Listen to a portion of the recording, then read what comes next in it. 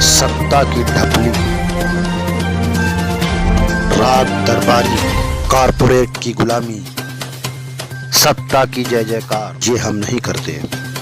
सच लिखते हैं, सच दिखाते हैं।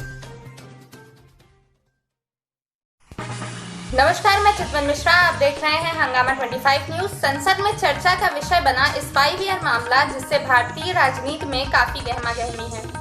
ज्ञात हो इसके द्वारा फोन टेप कर जासूसी कराए जाने का आरोप भारत सरकार पर लगा है। उक्त संबंध में उत्तर प्रदेश के सीएम योगी आदित्यनाथ ने विपक्ष पर हमला करते हुए कहा कि विपक्ष अंतरराष्ट्रीय साजिश का शिकार है। माहौल विसक्त करने की हो रही है कुत्सित कोशिश।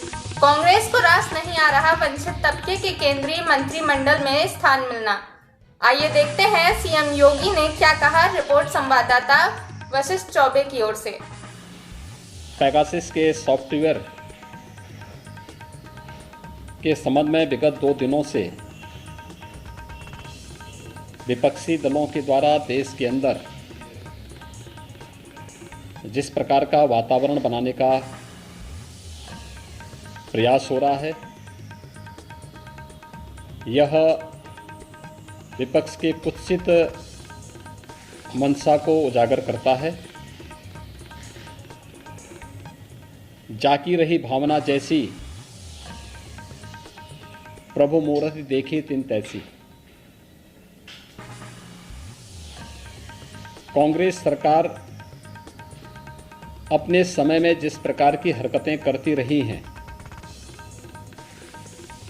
आज विपक्ष में रहकर के भी अपने उन्हीं मंसूबों के अनुरूप आगे बढ़ रही है।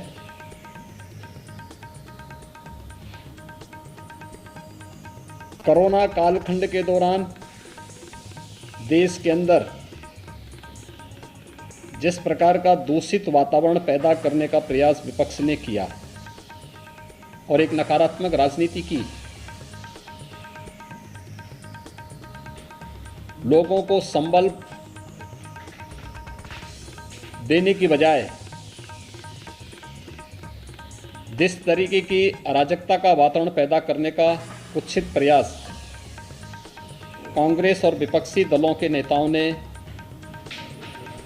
सेकेंड वेव के दौरान किया था, दुर्भाग्य से जब एक साहसिक निर्णय देश के संसद सत्र को लेकर के किया जाता है और संसद सत्र प्रारंभ होने के ठीक एक दिन पहले इस प्रकार की एक सनसनीखेज चीजों को परोस करके समाज में एक विषाक्त वातावरण पैदा करने का जो कुत्सित प्रयास हो रहा है, राजनीति के घटते हुए गिरते हुए स्तर को प्रदर्शित करता है। विपक्ष पूरी तरह नकारात्मक भूमिका में के साथ में है और उन अंतर्राष्ट्रीय साजिशों का शिकार जाने अनजाने में हो रहा है, जो अंतर्राष्ट्रीय साजिश किसी न किसी रूप में भारत को अस्थिर करना चाहते हैं, भारत को किसी न किसी रूप में अस्त व्यस्त करना चाहते हैं। ये कोई पहली घटना नहीं है। याद करिए,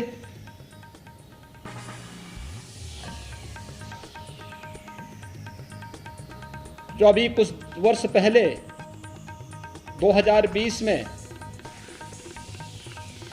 प्रारंभ में अमेरिका के राष्ट्रपति की भारत विजिट के दौरान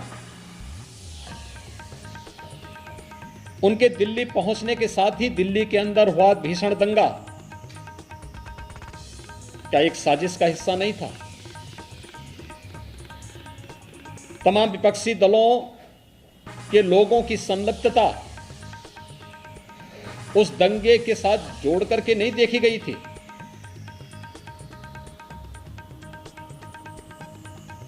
कोरोना कालखंड के दौरान देश के कोविड प्रबंधन को WHO और दुनिया के देश सराह रहे थे। लेकिन भारत के अंदर विपक्ष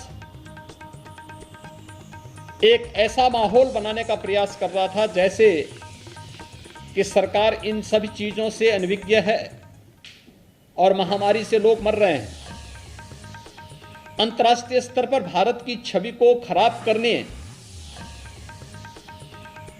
भारत को अस्थिर करने के लिए जिन मंसूबों के साथ विपक्ष कार्य कर रहा है, यह अत्यंत दुर्भाग्यपूर्ण है। अनेक ऐसे अवसर आए हैं जब भी देश के अंदर कोई महत्वपूर्ण कार्यक्रम होता है,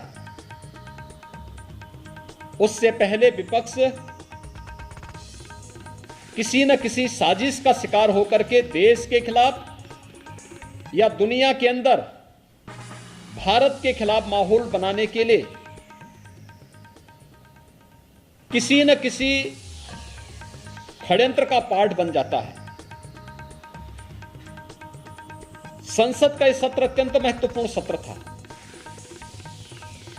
और मुझे तो आश्चर्य होता है, ये परिपाटी रही है संसद सत्र में, क्योंकि लगभग 19-20 वर्षों तक संसद के अंदर कार्य करने के लिए का मुझे अवसर प्राप्त हुआ था। भारत के लोकतंत्र की सबसे महत्वपूर्ण प्रहरी और सबसे महत्वपूर्ण स्तंभ देश का संसद है। एक आम नागरिक की आवाज को उस मंच के माध्यम से हम देश के सामने रखते हैं और संसद की परिपाटी रही है कि मंत्रिमंडल के गठन पुनर्गठन के साथ माननीय प्रधानमंत्री के द्वारा नए मंत्रियों का परिचय संसद से कराया जाता है, संसद सदस्यों से कराया जाता है। आपने देखा होगा मंत्रिमंडल के परिचय के कार्यक्रम में ग्रामीण पृष्ठभूमि से जुड़े हुए अनुसूचित जाति, जनजाति, पिछड़ी जाति और उन तबकों से जुड़े हुए मंत्री काफी बड़े पैमाने पर बने हैं, जिन्होंने देश की आजादी के बाद कभी भी नेतृत्व नहीं देखा था। आज जब उस तबके को नेतृत्व दिया गया, उन्हें आगे बढ़ने के लिए एक अवसर प्रधानमंत्री जी ने दिया और उन सभी माननीय मंत्रियों के परिचय संसद सत्र प्रारंभ होने के साथ ही संसद के अंदर होता। विपक्ष कोई रास नहीं आया। संसद एक मंच होता है अपनी बात को रखने का, लेकिन शोरगुल का शिकार हम संसद को बना लें, ये लोकतंत्र का गला घोंटने जैसा है। ये लोकतंत्र के साथ खिलवाड़ है और ये लगातार विपक्ष कर रहा है। आपने देखा होगा किसान आंदोलन के नाम पर किस तरीके से देश के खिलाफ साजिशें रची जाती हैं, कैसे किसान को समुदाय में मत और मजहब के साथ जोड़ करके देख करके उनके माध्यम से भड़काऊ और देश विरोधी कृत्यों को आगे बढ़ाने की छूट दी जाती है। विपक्ष उनके साथ खड़ा होता हुआ दिखाई देता है। ये नकारात्मक राजनीति से न देश का कल्याण होने वाला है और न विपक्ष का ही और न जनता जनार्दन का ही। इस प्रकार की नकारात्मक राजनीति देश के अंदर वातावरण को विषाक्त जरूर करेगी, भारत की छवि को अंतर्राष्ट्रीय स्तर पर खराब भी जरूर करेगी। कोरोना कालखंड के अंदर विपक्ष के इस नकारात्मक रवैये के कारण भारत की छवि पहले काफी आहत हुई, लेकिन अपनी नकारात्मकता से विपक्ष आज भी बाज नहीं आ रहा है। तथ्यहीन झूठे आरोप लगा लगा करके देश के एक यशस्वी नेतृत्व को बदनाम करना, भारत की छवि को, अपने देश की छवि को लगातार निरंतर धूमिल करना, ये विपक्ष के एजेंडे का हिस्सा बन चुका है। उनकी कुत्सित मंशाएं कभी पूरी नहीं होंगी। जनता जनार्दन समय आने पर उन्हें फिर से जवाब देगा, वैसे ही जवाब देगा जैसे 2019 के लोकसभा चुनाव के ठीक पहले राष्ट्रीय सुरक्षा से जुड़े हुए अहम मुद्दों पर, राफेल जैसे मुद्दों को ला करके उस समय विपक्ष ने देश का वातावरण खराब करने का प्रयास किया था। बाद में उनको मुंह की खानी पड़ी थी, न्यायालय में भी और जनता जनार्दन की अदालत में भी।